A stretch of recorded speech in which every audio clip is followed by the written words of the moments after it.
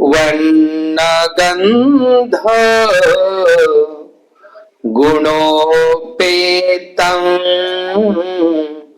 येतं कुसुम संतति पूजयामि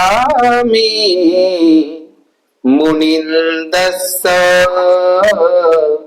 सिरिपाद सरोरुहे गंध संभार युतेना धूपेना सुगंधिना सुगंधिना गंधेन पूजयामि तथागत। विश्व शांतीदूत, विश्व वंदनीय, द लाईट ऑफ वर्ल्ड या जगाचा प्रकाश, विश्वदीप, महान कारुणिक, अरहत सम्यक संबुद्ध, देवानंग पियदसी धम्मदायाद, महान सम्राट द ग्रेट अशोक मौर्य, बोधिसत्व विश्वरत्न, the symbol of knowledge, the greatest Indian, the father of nation या भारताचे संवैधानिक राष्ट्रपिता, खरा देशभक्त, जग बदलणारा बाप माणूस, बोधिसत्व डॉक्टर बाबासाहेब आंबेडकर या बोधिसत्वाची सावली, समर्पिता त्यागमूर्ती, कारुण्यमूर्ती माता रमाई, आईचं नाव काय?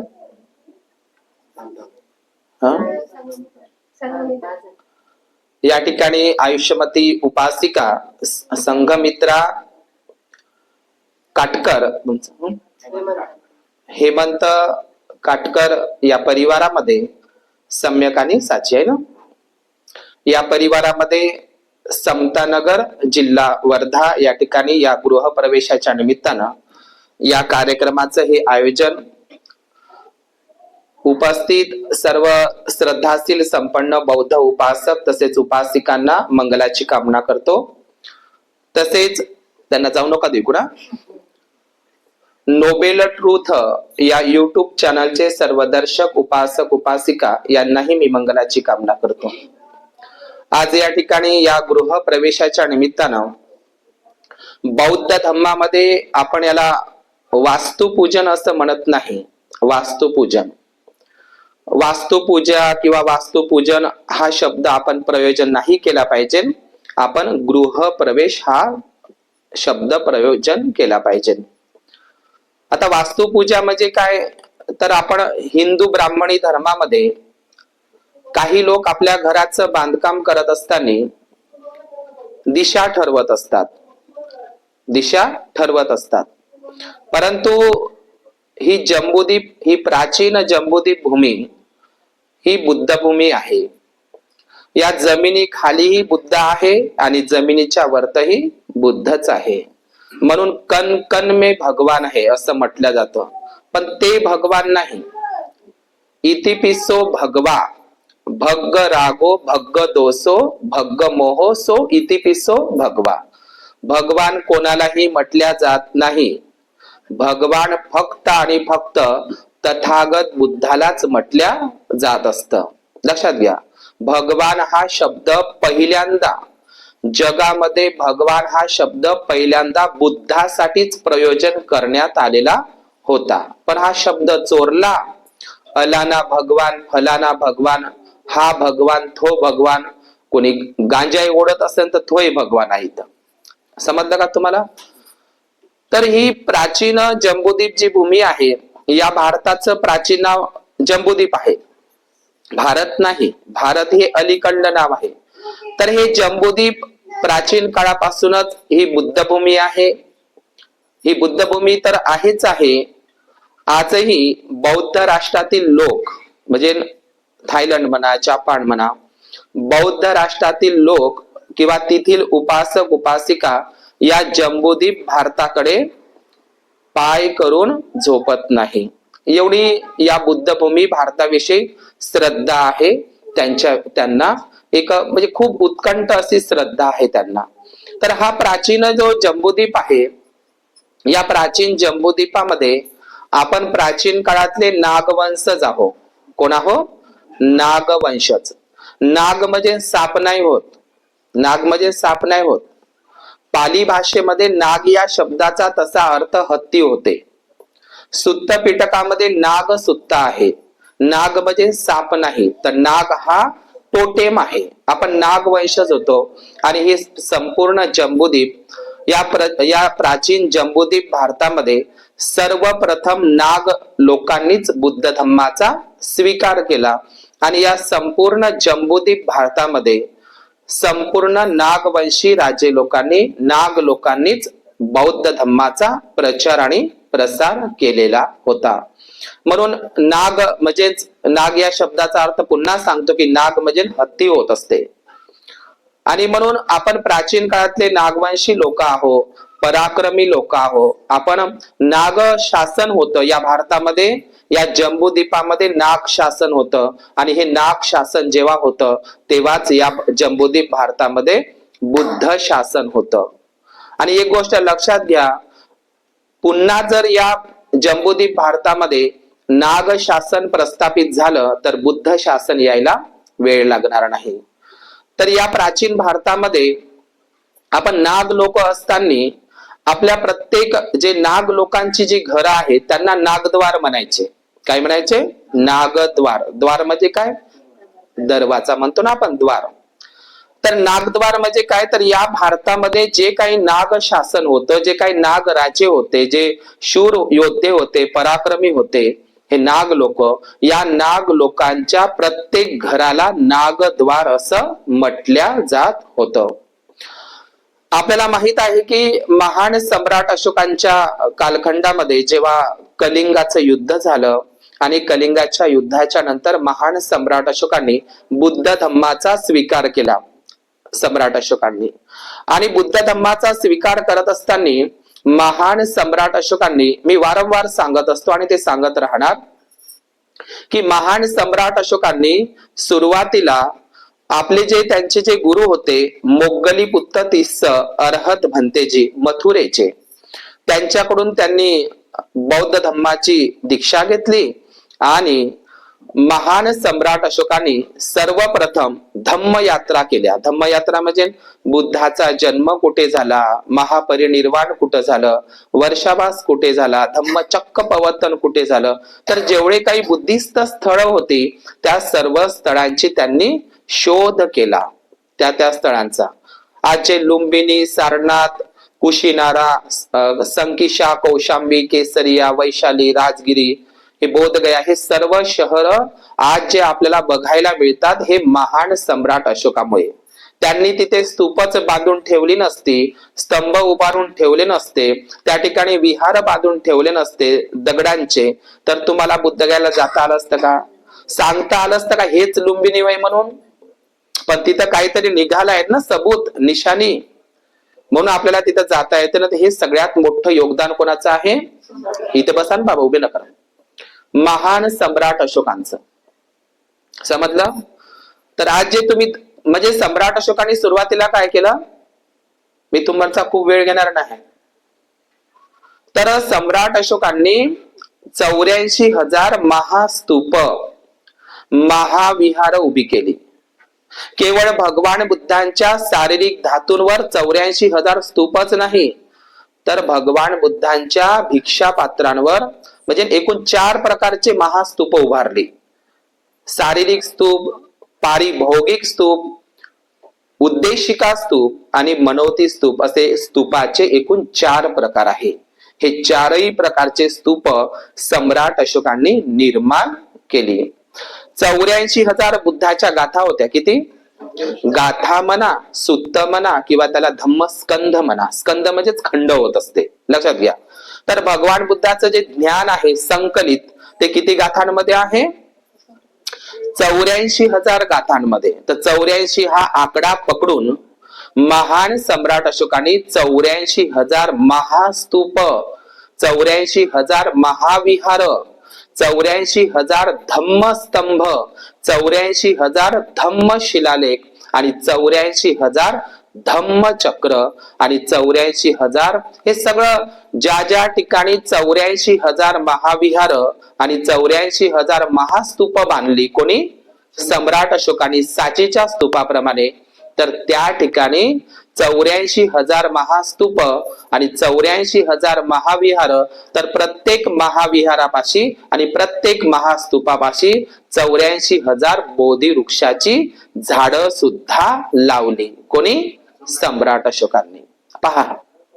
आणि थोड्याफार प्रमाणात त्यांनी बौद्ध लेण्यांचं खोदकाम केलं आणि ज्या ज्या ठिकाणी महाविहार बांधली त्या ठिकाणी शून्यागार गतोवा भिक्खूसाठी शून्यागार बांधले, संघाराम बांधले. भिक्खू संघाराम म्हणजे काय, भिक्खूंच्या संघाच्या आरामाचं ठिकाण, भिक्खू संघाच्या आरामाचे ठिकाण म्हणून त्याला काय म्हणतात संघाराम, हेही उभे केले. लक्षात घ्या. आता पहा एवढं सारं उभं करून सम्राट अशोकाने 84 1250 वर्ष हा जम्बूद्वीप स्वर्णिम भारत होता. स्वर्णिम भारत. मग हा संपूर्ण जम्बूद्वीप हा स्वर्णिम भारत असताना श्रीलंकेचा राजा होता त्यावेळी सम्राट अशोकाचा मित्र देवानंपिय तिस्स आणि त्याची तिथली राणी होती श्रीलंकेची अनुला देवी. तिथल्या राजांनी सम्राट अशोकाकडे राजदूत पाठवला आणि सांगितलं की तुमचा भारत स्वर्णिम भारत आहे, जम्बूद्वीप स्वर्णिम जम्बूद्वीप आहे, आमच्याही भारतामध्ये बुद्ध म्हणजे भिक्खू वगैरे पाठवा. तर लक्षात घ्या या जगाच्या पाठीवर या भारतामधून पहिल्यांदा जाणारी तर मोगलीपुत्त तिस्साला म्हणत आहे सम्राट अशोक मी 84,000 महास्तूप बांधली, 84,000 महाविहार बांधली, आणखी काही शिल्लक आहे का म्हणते, है का नाही. खूप सारे लोक बोलतात आज या बाबांनी बंगला बांधला, आपल्या लोकांकडे पैशाला काही कमी नाही, का गरीबात ठेवलं का, कोणालाच गरीब ठेवलं नाही बाबासाहेबांनी. आणि काही लोक राहिली असेल तर ते त्यांच्या कर्मानं नाही म्हणत मी, काही लोक त्यांना त्या सवयच आहे. म्हणून भगवान बुद्धाने 4 प्रकारची माणसं सांगितली या जगामध्ये. किती प्रकारची, मी अशोकाच सांगतो संघमित्रेच. या जगामध्ये 4 प्रकारची मनुष्य सांगितली तथागत बुद्धाने. पहिला प्रकारचा मनुष्य सांगितला गरीब कुटुंबामध्ये जन्म घेतो आणि श्रीमंत होऊन मरतो. समजलं. पहिला व्यक्ती कोणता, जन्म तर घेतला गरीब कुटुंबात पण काबाड कष्ट करून, रात्रीचा दिवस करून, मेहनत करून, असं म्हणा अभ्यास करून, है ना, म्हणजे काबाड कष्ट करून मेहनत घेऊन पराकाष्ठा करून गरिबीत जन्म घेतला. ठीक ना, गरिबीत जन्म घेतला पण गरीब होऊन मेला नाही, श्रीमंत होऊन मेला. म्हणून बाबासाहेबांनी एका ठिकाणी म्हटलं आहे गरीब कुटुंबात जन्म घेणे हे आपल्या हातात नाही पण गरीब होऊन मरणं. समजलं ना, लक्षात तुम्हाला. तर भगवंताने जो पहिला मनुष्य सांगितला नीट लक्षात राहील तुमच्या, गरीब कुटुंबात जन्म घेतो पण श्रीमंत होऊन मरतो, पहिल्या प्रकारचा. दुसरा व्यक्ती सांगितलाय तथागत भगवान बुद्धाने श्रीमंत कुटुंबामध्ये जन्म घेतो, बाप दादाची कमाई, गर्भ श्रीमंत म्हणजे त्याला कमाई करायची गरजच पडली नाही, आज्याची कमाई आहे, वडिलांची कमाई आहे, सर्वच आधी बराबर आहे. समजलं, बँक बॅलन्स सगळं म्हणजे त्याला काहीच करावं लागलं नाही. मग आता बाप कमाई आहे तर त्याला काही कष्ट घ्यावे लागले नाही, घाम गाळावा लागला नाही, बाप कमाई गमावायला काही वेळ लागत नाही. लक्षात घ्या. श्रीमंत कुटुंबात जन्म घेतला पण गरीब भिकारी होऊन मेला. आहे का नाही असे माणसं आपल्या आजूबाजूला म्हणण्यापेक्षा सभोवताला सगळीकडे आहे असे. लक्षात घ्या, आहे का नाही असे लोक. श्रीमंत कुटुंबात जन्म घेतला पण गरीब भिकारी होऊन मेला. तिसरा मनुष्य सांगितलाय भगवान बुद्धाने गरीब कुटुंबात जन्म घेतला आणि गरीब होऊनच मेला. अजिबात म्हणजे घरची पत्नी तशी आणि पतीही तसा, अनकष्टे लोक, आहे का नाही, काबाड कष्ट करायचे नाही, मेहनत करायची नाही. लक्षात घ्या. आता ते मराठीमध्ये बोललं तरी चालेल, बायकोय अलाल न नवराय अलाल, तुम्ही घरी राहा मी घरी राहतो, असंच आहे का नाही. टीव्ही पाहतो, है की नाही?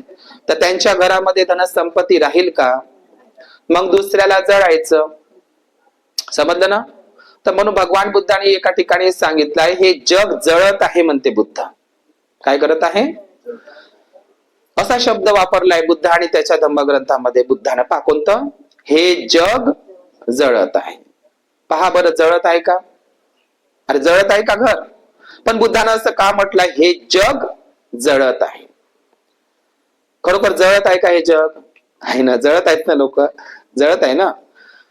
रागाच्या अग्नीमध्ये, द्वेषाच्या अग्नीमध्ये, आहे का नाही, राग द्वेष या अग्नीमध्ये, कामाग्नीमध्ये म्हणलं तरी चालेल, लोक रात्रंदिवस जळत आहे. समजलं तुम्हाला?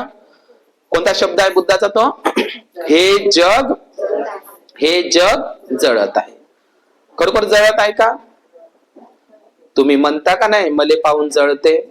हे का नाही? घर तर बांधलं या परिवाराने, पण दुसऱ्याला झोप येत नाही. अशी परिस्थिती आहे का नाही? असं जर तुमच्याकडे मन असेल कपटी, द्वेषी, रागीट, तर तुम्ही बुद्धाचे अनुयायी नाही आहेत. लक्षात घ्या. आपलंही मंगल झालं पाहिजे, दुसऱ्याचंही मंगल झालं पाहिजे, आहे का नाही? सर्वांचं मंगल झालं पाहिजे. ही जर तुमच्या चित्ताची चेतना असेल, भावना असेल, तर तुमच्याकडं सुंदर मन आहे. लक्षात घ्या. तर काही लोक रोगी आहे. रोगी म्हणजे कसे? समजून घ्यायचा रोगी माणूस कोणता? दुसऱ्याचा आनंद पाहून ज्याले कस तरीच वाटते, दुसऱ्याचं सुख पाहून त्याले कस तरीच वाटते. हे निरोगी लोक नाही, हे बिमार लोक वय. या जगातले बिमार लोक कोणते? ज्याले दुसऱ्याचा आनंद पाहिलं का कस तरीच वाटते. हे बिमार लोक समजायचे, शरीरानं नाही, मनानं. समजलं का? आणि लक्षात घ्या, दुसऱ्याचा आनंद पाहून, दुसऱ्याचं खुशी पाहून, सुख पाहून जर तुम्हाला आनंद वाटत असेल, दुसऱ्याचा आनंद पाहून आनंद वाटत असेल, दुसऱ्याचं सुख पाहून सुख वाटत असेल, तर तुम्ही निरोगी लोक आहात. आणि हेच निरोगीपणाचं लक्षण आहे. रोगी लोक कोणते? शरीराचे रोग तर आहेत, पण मानसिक रोगही आहे लोकांना, आहे की नाही? आता या आईनं एवढा मोठा बंगला तर बांधला, पण काही लोकांनी शेजाऱ्याला बोलावलंय, काही आहे का नाही, कार्यक्रमाला तर येते, पण लक्षात ठेवा मधात. म्हणून भगवान बुद्धाने सांगितलं, हे जग जळत आहे. समजलं का? कुणाचे कान जळते, कुणाचे डोळे जळते, त्याचं मी विश्लेषण सांगणार नाही. बुद्धानं सांगितलेलं कुणाचे म्हणजे हे सगळं प्रकारचे, कान जळते, डोळे जळते, सगळं प्रकारचे ही काया जळते रागात द्वेषामध्ये. समजलं तुम्हाला? तर किती प्रकारची माणसे सांगितली भगवान बुद्धानं? 3 प्रकारची. तिसरा माणूस कोणता मी सांगितला होता? भिकारी गरीब म्हणून जन्म घेते आणि गरीब भिकारी होऊनच मरते. आला तसाच गेला, काहीच नाही कमाई केली त्याने. लक्षात घ्या. आणि चौथा मनुष्य भगवंताने सांगितला, श्रीमंत कुळामध्ये जन्म घेतो, पण पैशाची काटकसर करतो, व्यवस्थापन करतो, आगाऊ खर्चपणा करत नाही, तर तो मनुष्य श्रीमंत कुटुंबामध्ये जन्म घेतो आणि श्रीमंत म्हणजे मरत असतो. लक्षात घ्या. तुमच्याकडे कितीही धनसंपत्ती असू द्या, लक्षात घ्या, कितीही धनसंपत्ती असू द्या, परंतु तुमच्याकडं धम्माचं धन असलं पाहिजे. आलवक नावाच्या यक्ष उपासकाने असं बुद्धाला विचारलं होतं, सर्वोच्च धन कोणते? काय विचारलं होतं? सर्वोच्च धन कोणते? तर तुमच्या अंगावरचे हे दागदागिने का बँक बॅलन्स? काय विचारलं आलवक यक्षानं बुद्धाला? सर्वोच्च धन कोणते? तर कोणते धन? बुद्धानं उत्तर दिलं, या जगातील सर्वोच्च धन श्रद्धा आहे. काय? श्रद्धा. अंधश्रद्धा नाही, ते तिकडे वाली नाही. श्रद्धा म्हणजे काय? बुद्ध धम्म संघावर श्रद्धा. श्रद्धा म्हणजे काय? त्याचा श्रद्धा या शब्दाचा अर्थ भरोसा. तुमच्या जीवनामध्ये जे काही काम तुम्ही हाती घेता, त्याच्यावर तुमचा पुरेपूर भरोसा असला पाहिजे. मी ते करणारच, मी करीनच, मी करणार म्हणजे करणारच, असे ध्येय वेडे लोक, असं त्या कामाप्रती तुमची पुरेपूर भरोसा आणि श्रद्धा असली तर जीवनामध्ये तुम्ही यशस्वी होता. लक्षात घ्या. श्रद्धा म्हणजे थेनो येते तिकडली घंटा घडियालवाली. श्रद्धा म्हणजे काय? सम्यक श्रद्धा. समजलं? अंधश्रद्धा नाही, डोळस श्रद्धा. लक्षात घ्या. तर कुठल्याही कामाप्रती काय असली पाहिजे? श्रद्धा. तुमच्याकडे श्रद्धा असेल ना, तर स्वयंपाक चांगला होते, है का नाही? पूजाही चांगली होते, आहे का नाही, म्हणजे मांडता येते. श्रद्धा नसेल तर श्रद्धा असेल तर भूकही लागत नाही. इथं तुम्ही बसून आहात ना माझ्यासमोर, श्रद्धा असेल तर भूक लागणार नाही, श्रद्धा असेल तर तहानही लागणार नाही, विसरून जाल तुम्ही. श्रद्धा पाहिजे ना. श्रद्धा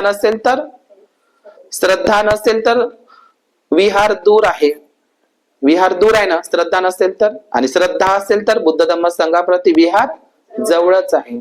समजलं. श्रद्धा असेल तर आळस नसतो, उत्साह असतो, उमंग असतो, लक्षात घ्या. पण दिवसेंदिवस बौद्ध लोकांची श्रद्धा बुद्ध धम्म संघावरची, बाबासाहेबांवरची कमी होत आहे, लक्षात घ्या.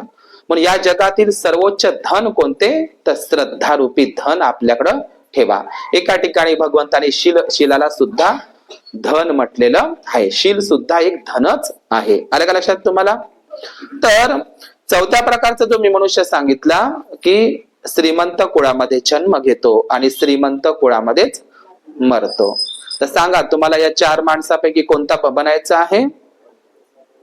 आणखी एक गोष्ट लक्षात घ्या, ज्याच्याकडे भरपूर धनसंपत्ती आहे ना, धनसंपत्ती आहे, भगवान बुद्धाने पराभव सूत्रामध्ये सांगितलेलं आहे. कशामध्ये, पराभव सूत्रामध्ये बघा काय सांगितलेलं आहे. एखाद्या घरामध्ये उधळपट्टी करणारी बाई आणि उधळपट्टी करणारा माणूस असेल तर ते त्याच्या पराभवाचं, अधोगतीचं कारण ठरतं. समजलं. उधळपट्टी म्हणजे समजलं ना. पहा लक्षात घ्या.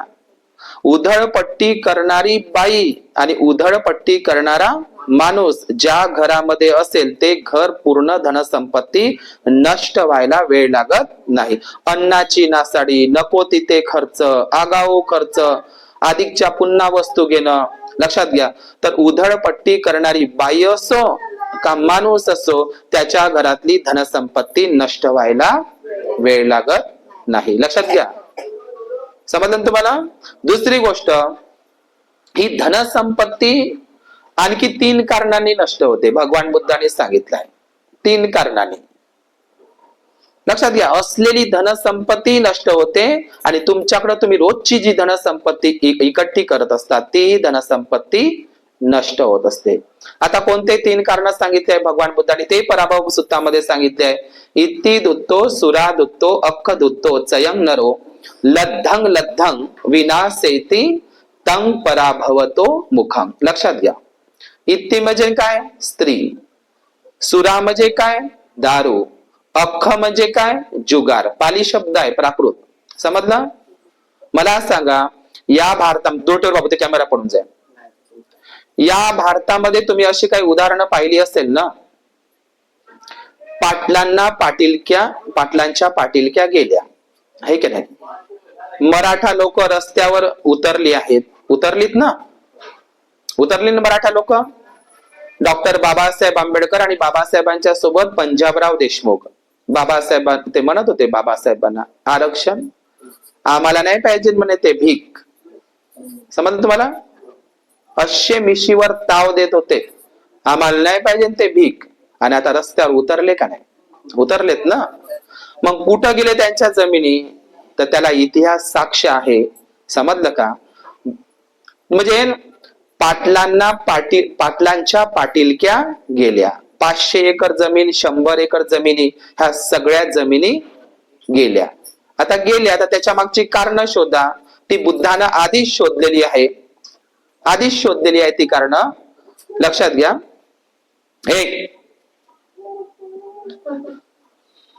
3 कारण सांगितले आहे धनसंपदा. हे बुद्धाचं खोटं वचन ठरते, हे बुद्धाचं बुद्ध वचन खरं आहे का खोटं आहे, तुम्हीच ते ठरवा.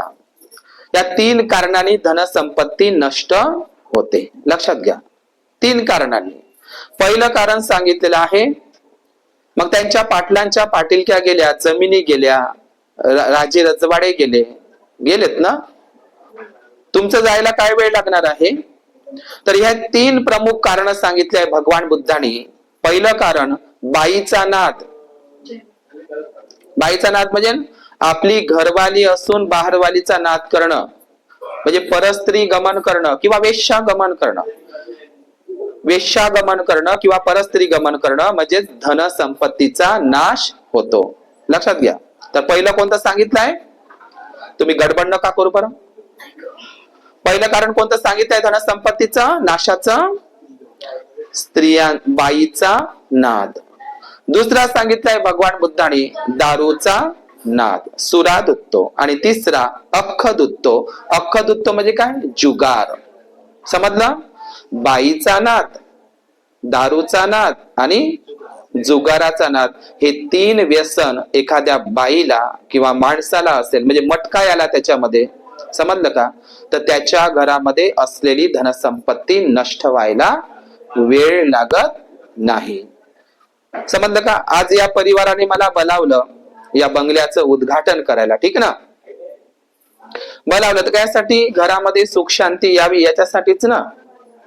मग खरोखर सुख शांती येते का परित्राण पाठानं? येते का? पण भंतेजी भिक्खू संघाचा म्हणजे संघाची पावलं आमच्या नवीन बंगल्यामध्ये पडली पाहिजे, ही भावना, श्रद्धा. आम्ही एवढ्या साऱ्या पाहुण्यांना भोजन देतो तर भंतेजी आमच्या घरी एक भिक्खू जेवला पाहिजे, हीच भावना असते ना. आणि भंतेजीची पावलं आमच्या घरात पडली पाहिजे, त्यांच्या हस्ते ते झालं पाहिजे, ही भावना चांगली आहे, लक्षात घ्या. पण तुमची एक भावना आणखी असते त्याच्या मागची, की घरामध्ये सुख शांती राहिली पाहिजे, हीच भावना असते. आता घरोघर घरामध्ये सुख शांती केव्हा राहते? तर घरामध्ये सुख शांती राहते ज्या घरातले लोक पंचशिलाचे, आर्य अष्टांगिक मार्गाचे 22 प्रतिज्ञाचे पालन करते, त्या घरामध्ये नक्कीच सुख शांती राहते. हे एक पहिलं कारण, ठीक ना? दुसरं कारण, सुख शांतीसाठी परित्राण पाठ घ्यायची गरज नाही. सगळ्यात साधा सोपा उपाय आहे. नवीन बंगला बांधला की दरवाजे लावून द्यायचे, खिडक्या डोर लावून द्यायच्या आणि घरातल्या सगळ्या लोकांनी जंगलात चाललं जायचं. घरामध्ये सुख शांती नाही राहील का? सोपा उपाय आहे का नाही? परित्राण पाठ घ्यायची काय गरज आहे का? मग घरामधली सुख शांती नष्ट करणारे कोण आहे? घरातले लोकच राहते ना. बरं, एक जरी बेवडं पोरगण, बापही चांगला आहे, आई चांगली आहे, घरचे सगळे परिवारातले लोक चांगले, पण एक जरी इब्लिस निघालं, बेवडं निघालं, तर घरातली सुख शांती कोण नष्ट केली? एकाच पोरानं. म्हणते सगळं चांगलं म्हणते, पोटच सुद्धा नाही म्हणते, आहे का नाही? मग सांगा, एकच राहते का नाही घरातली सुख शांती नष्ट करणारे? राहते का नाही? मग त्याच्यासाठी आपल्या मुलांना योग्य त्यावेळी धम्माचे संस्कार दिले पाहिजे, लक्षात घ्या. म्हणून तुम्ही घर तर बांधलं, घर तर बांधलं ही गोष्ट आहे. बाबासाहेब असा एक व्यक्ती होता ज्यांनी बंगला बांधला होता. तुम्ही आज रमाई घरकुलमध्ये राहतात महिला मंडळ. बाबासाहेबांची जी पत्नी होती रमाई, तिनं तर झोपडपट्टी एरियामध्ये दिवस काढले होते. मुंबईच्या, है का नाही, भायखळा मार्केट, पोयबावडी, डबक चाळ, पा नावही पा कशी तरीच आहे, घाणेरडे झोपडपट्टी एरियात. रमाईला फक्त जेमतेम 3च महिने झाले होते. हिंदू कॉलनीमध्ये, दादरच्या परिसरामध्ये बाबासाहेबांनी बंगला बांधला होता. आणि रमाईला फक्त त्या बंगल्यामध्ये येऊन किती महिने झाले होते? तुम्ही इकडे तिकडे पाहायचं नाही. किती महिने झाले होते? 3च महिने झाले त्या राजगृह बंगल्यामध्ये येऊन रमाईला जावं लागलं. समजलं? सोडून गेले. राजगृह नावाचा बंगला उभा केला आणि बाबासाहेबांचा शेवटचा जो मुलगा होता राजरत्न, मांडीवरच मरण पावला. राजगृह बंगला आणि राजरत्न मुलगा. राजरत्न बुद्धाचंच नाव आहे. शुद्धोधन राजाचा रत्न म्हणजे राजरत्न. समज तुम्हाला? तर बाबासाहेब असा एकमेव माणूस आहे जगातील, तुम्ही तर बंगला बांधला. बाबासाहेबांनी बंगला बांधत असताना ठरवलं की तो बंगला जगातील फक्त आणि फक्त एकमेव मनुष्य आहे, एकमेव महामाणूस आहे, डॉक्टर बाबासाहेब आंबेडकर, ज्यांनी पुस्तकासाठी बंगला बांधला. त्याचं नावही बुद्धिस्ट ठेवलं. बौद्ध धम्माची दीक्षाच घ्यायचे होते ते नागपूरला, तरी नाव काय ठेवलं बंगल्याचं? राजगृह. राजगृह हे बुद्धिस्ट नाव आहे. समजलं? बिंबिसार राजाचं जिथं राज्य होतं ना, राजाच्या जिथं राजा राज्य करतो त्याला राजगृह. गृह म्हणजे काय? घर होत असते. समजलं? बुद्धिस्ट नाव. तर रमाईला किती दिवस राहायला भेटलं? 3 महिने. बाबासाहेबांचं आणखी एक दुसरं घर आहे पुण्याजवळ, तळेगाव दाभाडेला, लोणावळ्याच्या परिसरामध्ये. 80 एकर जागा घेतली होती. आता ब्राह्मणांनी त्याच्यावर कब्जा केलेला आहे. तिथे बाबासाहेबाला नालंदा तक्षशिला सारखं विद्यापीठ उभारायचं होतं, लक्षात घ्या. आलं लक्षात तुम्हाला? दुसरी गोष्ट, बाबासाहेबांचं आणखी एक घर आहे दिल्लीला, अल्लीपूर रोडला. ठीक. बाबासाहेबांचं आणखी एक जे घर आहे लंडनला, हेनरी स्टील हे अशा ठिकाणी. तर बाबासाहेब हा एकमेव असा व्यक्ती आहे, या जगातील एकमेव असा एक महापुरुष आहे की ज्यांनी आपलं संपूर्ण आयुष्य समजलं सगळ्यांसाठी खर्चिकात घातलेलं आहे. म्हणून आपल्या काही जबाबदाऱ्याही आहे. प्रत्येक मनुष्य जन्माला येतो आणि त्याच्या 5 मूलभूत गरजा असतात: अन्न, वस्त्र, निवारा, आरोग्य आणि शिक्षण. प्रत्येकाच्या मूलभूत गरजा अन्न, वस्त्र, निवारा, आरोग्य आणि शिक्षण. मी या 10 मिनिटांमध्ये समजावून सांगतो आणि थांबतो की हे अन्न, वस्त्र, निवारा, आरोग्य आणि शिक्षण.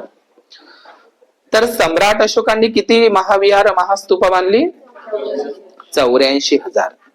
इथपर्यंतच तो महान सम्राट अशोक थांबला नाही. आपला रक्ताचा गोळा, पोटचा गोळा, संघमित्रा नावाची मुलगी राजकुमारी, तिला श्रीलंकेला पाठवलं. या भारतातून जाणारी, श्रीलंकेला जाणारी या भारतातली पहिली भारतीय नारी भिक्खुनी जर कोण असेल तर ती संघमित्रा. संघमित्रा आणि महेंद्रा सारखे बहीण भाऊ जगामध्ये होणार नाही. हा महामहेंद्र आणि ही संघमित्रा श्रीलंकेला गेले आणि अख्खी श्रीलंका त्यांनी बुद्धिस्ट केली. आजही श्रीलंकेमध्ये बौद्ध धर्म कोणी नेला? सम्राट अशोकाच्या मुलीने, संघमित्रा आणि महामहेंद्राने. तर खूप सारे लोक भाषणामध्ये बोलतात, आम्हीही बोलतो की सम्राट अशोकाने 84,000 महास्तूप, महाविहार बांधली. आज आमच्या समाजाकडल्या लोकांना, अरे हो राजा, सम्राट अशोकाने 84,000 महास्तूप बांधली, महाविहार बांधली, ठीक आहे. तुझ्या हाताने एखादी तर विहार बांध ना. आहे ना, एखादी विहार बांधू शकते. एक विहार आपल्या समाजामध्ये, 2 विहार मी बांधण्याचा संकल्प करतो. ज्याच्याकडे आहे त्यांची गोष्ट सांगत आहोत. समजलं का? मग आपली काहीतरी जबाबदारी आहे का नाही? बाबासाहेबांनी जबाबदारी दिली, धम्म वाढवण्यासाठी आपल्या कमाईतील 20वा हिस्सा समाज कार्यासाठी, धम्म कार्यासाठी दान केला पाहिजे. आपलं कर्तव्य आहे ते. दर रविवारी बुद्ध विहारात गेलं पाहिजे. बौद्ध धम्माचा प्रचार आणि प्रसार प्रत्येकाने केला पाहिजे. आपलं काही कर्तव्य आहे ते. आपल्याला त्याची जाणीव असावी, भान असावं. तर मी ती गोष्ट सांगतो आणि या ठिकाणी थांबतो की या भारतामध्ये हे जे 84,000 जे महाविहार, महास्तूप म्हणतो, तर या माणसाच्या ज्या मूलभूत गरजा एकूण 5 आहे. किती आहे? 5. अन्न, वस्त्र, निवारा, आरोग्य आणि शिक्षण. पहिले तर 3च होता, रोटी, कपडा और मक्का. आता अन्न, वस्त्र, निवारा, आरोग्य आणि शिक्षण. 14 ऑक्टोबर 1956 नागपूरला अशोक विजयादशमीला आपल्याला बुद्ध धम्म दीक्षा देण्याच्या अगोदर आपलं अन्न कोणतं होतं? मेलेल्या गुराढोरांचं सडकं मांस. एका बाजूला कुत्रे ओढत होते मेलेल्या गाईले, आणि एका बाजूला कुत्रे आणि एका बाजूला आपले पूर्वज ओढत होते. 56च्या आधीचं अन्न कसं होतं? आपण पाहिलं की रमाईच्या मुलांना वेळेवर अन्न है ना. बाबासाहेब एकेका ब्रेडच्या तुकड्यावर 18 घंटे अभ्यास त्यांनी केला. कधी कधी रमाईला पुरेसं जेवणही राहायचं नाही. तुम्ही कल्पना करा की 56च्या आधीचं अन्न कसं होतं? आपलं मेलेल्या गुराढोराचं सडकं मांस. ते अन्नही नव्हे. आता जर तुमच्या समोर आणून दिलं तर तुम्ही अन्न म्हणाल का? मेलेल्या गुराढोराचं म्हणजे कवा कवा बैल मरते आणि केव्हा केव्हा, हे पूर्वजांचं अन्न होतं. आता मात्र धम्म क्रांतीमुळे आपलं अन्न बदललेलं आहे. कोणामुळे म्हणतो? तुम्ही म्हणता खाता त्या भाकरीवर, है का नाही? आणि पेतो त्या दारूवर. ते काऊन नाही म्हणत? दारू कोणाच्या पाण्याची आहे? कोणाची आहे ते? है का नाही? भाकरीवरच का? आता बाबासाहेबाची भाकर ना, बाबासाहेबाची भाकरीवर सही आहे म्हणते, आणि सहीचं ते रक्त आहे म्हणते. मग ते रक्त कोणापासून झालं? आणि मी रक्तामधला, माझ्या रक्तात भीमराव. अरे रक्त असता तू दारू पिलाच नसता, दारूच्या तोंडाने जय भीम घेतलाच नसता. लक्षात घ्या. तर अन्न आपलं बदललेलं आहे. बदललं ना? हे कशामुळे? बौद्ध धम्माची दीक्षा घेतल्यामुळे. उष्ट्या अन्नावर जगणारी लोक होतं आपण, सडलेलं मांस खाणारी लोक होतं. आज आपलं अन्न चेंज झालं. कोणामुळे? कोणाचे उपकार आहे? बाबासाहेबांचे. आता दुसरी गरज कोणती हे एवढंच सांगतो थांबतो मी. दुसरी गरज आहे अन्न. अन्नाच्या नंतर वस्त्र. वस्त्र. रमाईला बॅरिस्टर बाबासाहेब बनून आल्याच्या नंतर रमाईला नवीन लुगडं नव्हतं. आज तुमच्या घरी अलमाऱ्या भरून आहे. हे घालू का ते घालून, ते घालू का हे घालू, असं करता करता लग्नाला उशीर आहे का नाही. सगळं कसे कपडे भरून आहे तुमच्या घरी आहे की नाही.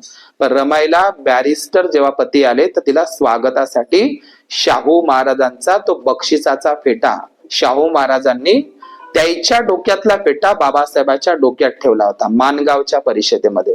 तो गुंडाळून गेली. आता तुम्ही म्हणाल फेटा फेटा लांबलचक होता तो. रमाई सडपातळ बांधायची होती. समजलं का. तर डॉक्टर बाबासाहेब आंबेडकरांचं आपण हे जे उदाहरण बघितलंय. दुसरं वस्त्र. वस्त्र म्हणजे काय. आज आमच्या अंगावर महागडी वस्त्र आलेली आहेत. कोणामुळे. असं म्हणतात या भारतामध्ये 33 कोटी देव होते आणि देव्याही होत्या. देव्याही होत्या. तर लोक 9 दिवसाले 9 चुनऱ्या. एक काही देवीले दया आली नाही. आली का आपली. अरे मला लोक 9 दिवस चढवते वेगवेगळ्या रंगाच्या. 9 दिवसाच्या 9 रंगाच्या. तर एक तरी टाकू दे बा याच्या अंगावर. आली का दया.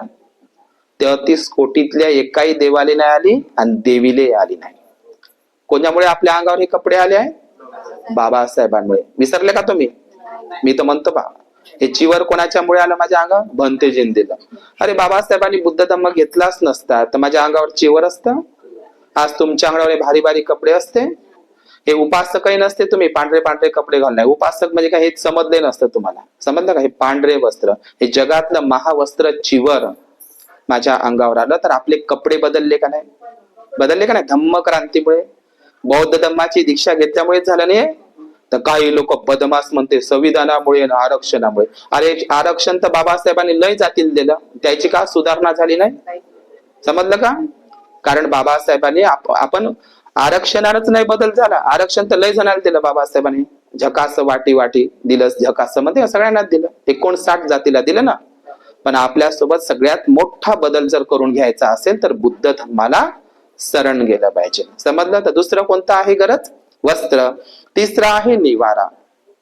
एक मनुस्मृतीचा नियम होता मांग महार आणि कुसाच्या बहार. मनुस्मृतीचा हाही एक नियम होता. मनुस्मृतीने तो नियम ठरवलेला होता. समुद्रबंदीचाही कायदा केला होता. समुद्रबंदीचा कायदा मनुस्मृतीनं. आणि दुसरा कायदा केला होता यांची नावं पशुतुल्य असली पाहिजे. पशुतुल्य म्हणजे काय. जनावराची आडनावं आणि नावं यायची म्हणजे चांगली नावं आणि आडनावं ठेवण्याचा अधिकार नव्हता. उकंडा, दगड्या, तुकड्या, झिलपी असे नाव जुने. डुकरे, कुत्तरमारे पहा. आणि त्याचे जोशी, कुलकर्णी, सहस्त्रबुद्धे बाबा देशपांडे. हे जाणीवपूर्वक तुम्हाला चांगली नावे आणि आडनावे ठेवण्याचा अधिकार नव्हता. जनावराची नावं आणि आडनावं तुम्हाला असली पाहिजे. हे जाणीवपूर्वक. आज हिंदू कोडबिल दिवस आहे म्हणून मी सांगत. समज तुम्हाला. आज भारतीय नारीचं सगळं जीवन बदलून गेलं. आज ती उपमुख्यमंत्र्याची बायको ना. सती गेली का. ते गेली का सती. इतकाच माणूस आहे तुम्हाला फोन मारत. म्हणजे सती गेली का ते. हा सांगा ना. इथं बसल्या सती गेली. ते झाला का सती. झाला का अजित दादाच्या. पण जाईन कशी. कारण हिंदू कोडबिल संविधान आहे ना. समजलं का. पण ते विसरली. या भारतातल्या प्रत्येक ब्राह्मणीन बाईनं, आदिवासी बाईनं, ओबीसी बाईनं बाबासाहेबांचे उपकार मानाले पाहिजे. केवळ संविधानाचे नाही हिंदू कोडबिलाचे. या हिंदू कोडबिलामुळेच आज प्रत्येक क्षेत्रामध्ये नारी यशस्वी आहे. नाही तर सती जात होती. समज तुम्हाला. बरं जाऊ द्या मी ते सांगणार नाही. तर तिसरी गरज आहे निवारा. तर मनुस्मृतीचा नियम होता की अस्पृश्यांची घरं झोपडीची असावी. त्यांची पक्की घरं असू नये. दरवाजे असू नये पक्के. डुकरा डाकराच्या झोपड्या झापड्या असाव्या आणि गावाच्या बाहेर त्यांनी राहायचं. होतं का नाही असं. आता तुम्ही गाणं लिहिलं का नाही ते. आज महारवाड्याचं भीमनगर झाला. तुम्ही चांगल्या मोठ्या वस्तीमध्ये खेड्यातले लोक शहरात आले. चांगल्या मोठ्या वस्त्या, बंगल्या, मस्त दागदागिने. पहा कोणाचा आहे वैभव. नाही असं नाही एखाद्या 33 कोटी मधल्या बुवा बाबाचं. कोणामुळे आहे लोक खाते बाबासाहेबाचं तिकडं जाते. आहे का नाही. असे लोक आहे ना काही बैमान. शिर्डी, शेगाव. ज्यांचं त्यांना करू द्या. मला काही घेण देण नाही. समजलं का. 56च्या आधी आपण लय देवाची पूजा केली होती का नाही. अरे बौद्ध धम्म दीक्षा घेण्याच्या अगोदर आपण कोण्या ना कोणाची पूजा केलीच असेल ना, पण एकाले तरी दया आली, एकाले तरी दया आली का आपली? नाही आली ना. केली ना आपण, ते करून पाहिलं ना राजा. आम्हाला मंदिरात येऊ देत नव्हतं, 10 वर्ष येऊ दिलं नाही काळाराम मंदिरामध्ये. आमचे देव वाटते म्हणे, मंदिरही वाटते म्हणे. आता तुमच्याकडे पैसे आले तर तुम्हाला येऊ देते मंदिरामध्ये. आता लक्षात घ्या, आपल्याला बौद्ध धम्म दिल्याच्या नंतर भटकण्याची काही गरज नाही. ज्यांचं त्यांना लखला पूजा म्हणा रात्रभर, आम्हाला काही करायचं नाही. पण खाचं बापाचं, गुणगावचे दुसऱ्यांचे. लक्षात घ्या. म्हणून म्हणतात, खरा बाप तो बाजूला ठेवला आणि 12 बापाचा अंगारा लावला. बाबासाहेबांनी आपलं नातं बुद्धाशीन जोडलं, जगाशीन जोडलं नातं. जपानमध्ये बौद्ध लोक आहेत, थायलंडमध्ये जगाशीन जोडलं का नाही? बुद्धाशीन नातं जोडणं म्हणजे जगाशीन नातं जोडणं. जगात बुद्ध आहे, काही गरज आहे का इकडे तिकडे भटकण्याची? एवढा सुंदर बुद्धाचा धम्म आहे, अजिबात इकडे तिकडे भटकण्याची गरज नाही. तर आपल्या मनुस्मृतीच्या नियमाप्रमाणे आमच्या झोपड्या होत्या, आता झोपड्याच्या जागी महालमाड्या आल्या. बायाचे नाव 7 बाऱ्यावर आले. महिलांना फक्त चूल आणि मूल, रांदा आणि वाडा. लहानपणी वडिलाच्या कब्जात, लग्न झाल्यावर नवऱ्याच्या कब्जात, न म्हातारी झाल्यावर मुलाच्या कब्जात. समजलं का? आता बाईच्या नावावर म्हणजे पतीच्या म्हणजे वडिलांच्या संपत्तीवरही अधिकार. संपत्तीवर आहे का नाही? वडिलांच्या संपत्तीवरही अधिकार आणि नवऱ्याच्या संपत्तीवरही अधिकार. जोडीदार निवडण्याचा अधिकार, एकटं राहण्याचा अधिकार, घटस्फोट घेण्याचा अधिकार. समजलं? ह्या सगळ्या कशामुळे? हिंदू कोड दिल्यामुळे. तर हे तिसरी जे आहे निवारा, आपल्या झोपडीच्या जागी आता बंगला आला है ना. या सरांचा बंगला आला. हे कोणामुळे? कधी विसरू नका, कधी विसरू नका बाबासाहेबांना. आणि चौथी गोष्ट आहे अन्न, वस्त्र, निवारा, आरोग्य. बाबासाहेबांचे 4 लेकर वेळेवर औषध न मिळाल्यामुळे, रमाईचा टीबी औषध वेळेवर न मिळाल्यामुळे आहे का नाही, टीबी वाढत गेला. 4 लेकर बिना औषधानं गेली. आज तुम्ही उलीसे जरी बिमार पडले तर बाबासाहेबांनी संविधानामध्ये प्रसूतीपणाची रजा, एखादी बाई गरोदर असेल आणि नोकरीवर असेल तर तिने घरपोच पगार आहे. बाळाले सकस आहार आणि आईले सकस आहार हे कोण करून ठेवलं? म्हणजे गर्भातल्या बाळाचीही चिंता बाबासाहेबांच्या संविधानामध्ये आहे की नाही? नसेल सांगा. सावित्रीबाई, ज्योतिबा फुले आणि भारतीय संविधान आणि हिंदू कोड बिल यांच्या इतके उपकार कोणाचेच नाही आपल्यावर. लक्षात घ्या. सावित्रीबाईनं जर शेणगोळे झेलले नसते तर आज महिला 4 व्हीलरनं गेली नसती. चालले नवरा बायको दोघे जण, टीचर आहे ना, शिक्षक आणि शिक्षिका आहे की नाही? कोणामुळे? बाबासाहेब. सावित्रीबाईला पूजा करी देवी ती आहे रमाई जिजाई सावित्री. तर बाया दुसऱ्यात पुजते, ज्याला पोताय नाही होताय नाही. समजलं का? खरी विद्येची देवी कोण आहे? सावित्री आहे, जिना आमच्या हातात पेन दिला आहे की नाही. शेणाचे हात पेनाले लावले आहे की नाही.